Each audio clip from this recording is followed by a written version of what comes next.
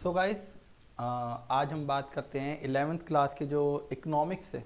Economics के अंदर ये ऐसे टॉपिक हैं जो एग्ज़ाम में अगर अभी तक आपने कोई रिवीजन नहीं करी है तो आप इजीली इन क्वेश्चन के बेस पे पास तो हो ही सकते हो, बहुत इजीली अच्छे मार्क्स गेन कर सकते हो। तो बिना टाइम वेस्ट के हम पहले इसका ब्लूप्रिंट चेक कर लेते हैं इन क्वेश्चनों का। इसमें सबसे पहले हमारा है 1 मार्क्स के जो 20 क्वेश्चन हैं हमारे, ये एमसीक्यू बेस पे भी आ सकते हैं आपके, या फिर 1 मार्क्स में भी आ सकते हैं आपके। नेक्स्ट है 3 मार्क्स के 4 क्वेश्चन आएंगे हमारे, 4 मार्क्स के 6 क्वेश्चन आएंगे, एंड लास्ट है 6 मार्क्स के 4 क्वेश्चन। ये चारों पैटर्न से हमारा सब कुछ जो ब्लूप्रिंट है वो एक बार डिसाइड होता है कि कितने क्वेश्चन कितने कितने मार्क्स के आने हैं। तो बिना टाइम वेस्ट हम स्टार्ट करते हैं। सबसे पहले जो हम पार्ट डिसाइड करते हैं वो है माइक्रो। फर्स्ट क्वेश्चन है why is an economic, economic क्या है, central problem of an economic, what to produce, how to produce and for whom to produce, अर्थव्यवस्था क्यों होती है और किसी अर्थव्यवस्था की केंद्रीय समस्या है। देखिए ये जो क्वेश्चन है ये आता तो 4 मार्क्स में है और 3 मार्क्स में है। या तो आपका हो सकता है कि इन तीनों में से क्या, कैसे और किसके लिए, यानी कि व्हाट, हाउ और वूम में इन तीनों में कोई एक ही पोर्शन आए और वो आपका जो पोर्शन आए, जो क्वेश्चन आए वो 4 मार्क्स का या 3 मार्क्स का। अगर सिंगल में आता तो ज़्यादातर है कि ये 3 मार्क्स में ही आएगा, बट अगर ये तीनों में आता है तो ये हमारा 4 मार्क्स में रहेगा। ऑलराइट, सेकेंड क्वेश्चन हम डिस्कस करते हैं concept of production, possibility, frontier and the opportunity cost. यानी कि उत्पादन संभावना, ये सीमा इसको कहते भी हैं, इसको वक्र कहते हैं, उत्पादन संभावना वक्र, ठीक है, और अवसर लागत। इसके साथ में क्वेश्चन और जोड़ देता हूं, सीमांत अवसर लागत यानी कि मार्जिनल अपॉर्चुनिटी कॉस्ट। कभी कभी ऐसा होता है कि आपसे मार्जिनल अपॉर्चुनिटी कॉस्ट भी पूछ लिया जाता है, तो इसके लिए भी आप क्या रहना, प्रिपेयर रहना। और ये जो आएगा ये आपका 3 मार्क्स में आता है, ठीक है। नेक्स्ट क्वेश्चन हम डिस्कस करते हैं central problem of an economic, यानी कि केंद्रीय समस्या। वो मैं आपको पहले में बता चुका हूं, ये अलग से भी आ सकता है और इसके साथ भी आ सकता है। Why PPC is concave, PPC अवतल क्यों होता है, यहां से मैं दिखा देता हूं पीपीसी अवतल क्यों होता है। यानी कि एक क्वेश्चन, मतलब इंग्लिश में तो यही रहेगा, लेकिन हिंदी में क्या करता हूं मैं, एक और इसको अलग तरीके से लिख देता हूं कि पीपीसी जो होता है वो मूल बिंदु की तरफ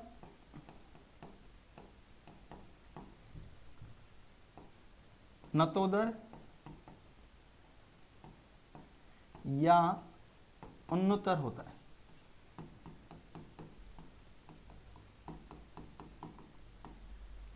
ये क्वेश्चन इस तरीके से भी आ सकता है। तो ये जितने भी क्वेश्चन हैं, ये पीपीसी और सेंट्रल इकोनॉमिक, ये हमारे जितने भी क्वेश्चन हैं ये आपके 3 to 4 मार्क्स में आते हैं।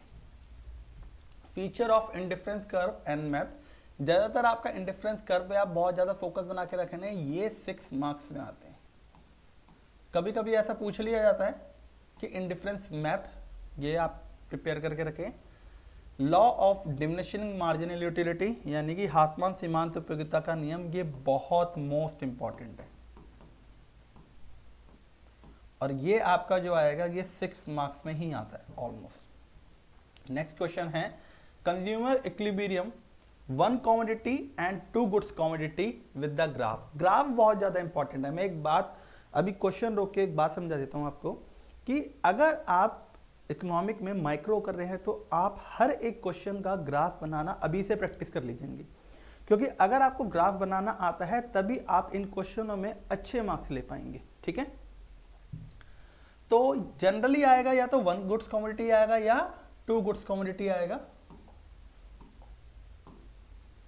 लेकिन ये जो 1 गुड्स और 2 गुड्स कमोडिटी है, बहुत कम चांस है कि दोनों एक ही क्वेश्चन में आएंगे, लेकिन ये दोनों अलग अलग आते हैं और आते भी हमारे 6 मार्क्स के। आगे हैं what is budget line and budget set. Budget line जरूर पूछ लेता है, बजट सेट, ये बजट रेखा और बजट सेट हिंदी में भी यहाँ पर दिया गया है। जिन बच्चों की हिंदी मीडियम है वो भी इन वीडियो को देख के अपनी प्रिपरेशन कर सकते हैं। Change in demand, change in quantity demand, देखिए जिन बच्चों ने पढ़ रखा है और जिन बच्चों ने नहीं पढ़ रखा है उन दोनों को मैं बता देता हूं।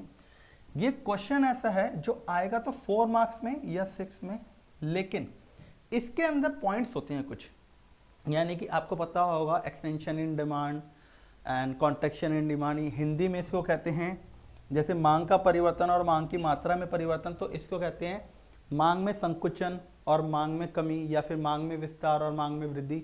दोनों का मतलब एक होता है, लेकिन ये एक होता है प्राइस फैक्टर से, एक होता है अदर फैक्टर से। तो जब भी आप इसका आंसर पढ़ेंगे अच्छे से तो एक एक पॉइंट को अच्छे तरीके से पढ़िए। क्यों?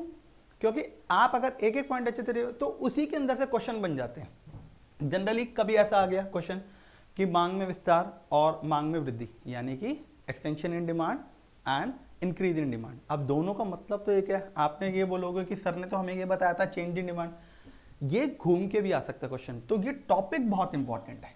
ठीक है, आगे है law of and demand and exception. Exception होते हैं जहां पर ये रूल लागू नहीं होता। ठीक है, वो कुछ पॉइंट्स होते हैं, वो आप अपने बुक से एक बार देख लीजिए। आगे है टाइप्स ऑफ डिमांड। इसको टाइप्स ना बोल के कभी कभी डिग्री भी बोल देता है वो, कि explain the degree of elasticity of demand, जिसके अंदर 5 डिग्री आपको पता है, आपको पांचों की पांचों डिग्रियां बनानी है। ये जो क्वेश्चन है, ये जो पोर्शन है, ये हमारा, ये जितना भी पोर्शन है हमारा, ये जो पोर्शन है, ये हमारा जो रहेगा, ये ऑलमोस्ट ज्यादातर 4 और 6 मार्क्स में रहेगा। आगे हम बात करते हैं नेक्स्ट क्वेश्चन की।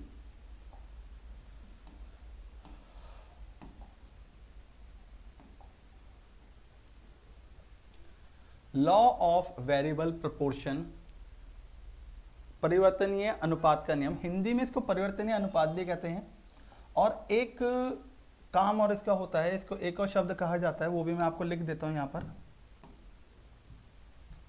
पैमाने का प्रतिफल नियम। पैमाने का प्रतिफल का नियम। ठीक है, तो ये परिवर्तनीय अनुपात भी कहते हैं इसको, और इकोनॉमिकली लैंग्वेज के अंदर इसको पैमाने का प्रतिफल का नियम भी कहा जाता है। ठीक है, आगे है रिलेशन बिटवीन टीपीपी यानी कि total production, MPP marginal production, या फिर एपी भी पूछ सकता है इसके अंदर। टीपी और एमपी हो सकता है तीनों का पूछ ले, जिसका ग्राफ कुछ ऐसे होता था, अगर आपको याद हो एमपी वाला, ये वही है। ठीक है, आगे है एमसी का आकार यू आकार का क्यों होता है, why is MC U shape. ये बहुत इंपॉर्टेंट है यार, ये 3 मार्क्स के लिए तो बहुत इंपॉर्टेंट है। आगे है relation between TC TVC and TFC, ये भी बहुत इंपॉर्टेंट है, हमेशा ये आता है। और इसके साथ साथ एक काम करना, इसका एक न्यूमेरिकल होता है इसमें कॉस्टिंग का, वो भी आप जरूर कर लेना, क्योंकि एग्जाम में या तो हिडन केस पूछेगा, यानी आपको कुछ पॉइंट्स दे रखे होंगे और कुछ पॉइंट्स आपको फाइंड आउट करने होंगे, या फिर आपको सीधा सीधा निकालना होगा। ये जरूर आता है। अगर ये आता है तो ये 4 मार्क्स में, न्यूमेरिकली आएगा तो वो 6 मार्क्स में भी आ सकता है।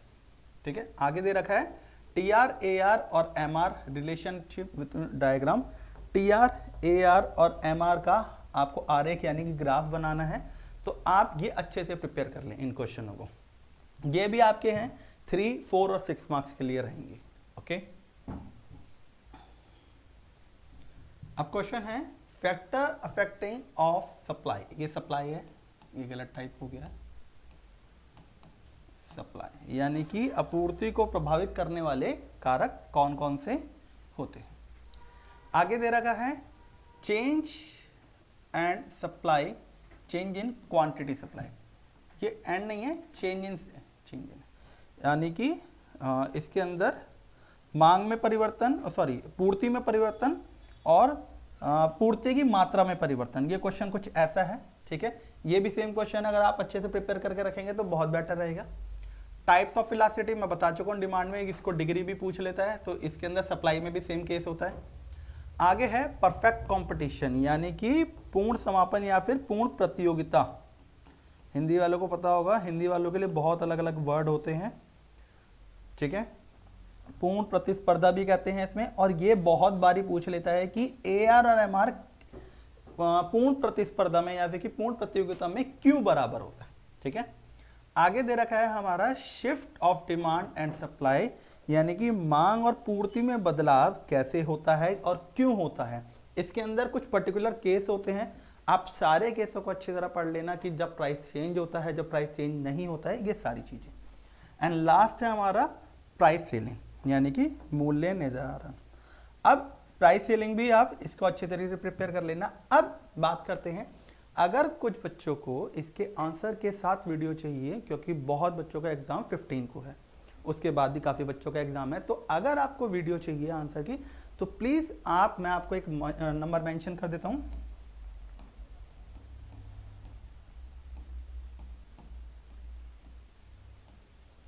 इस नंबर पे आप मैसेज करिए और आप मुझसे सारे के सारे आंसर PDF में ले सकते हैं, जो विदाउट एनी कॉस्ट है, बिल्कुल फ्री है।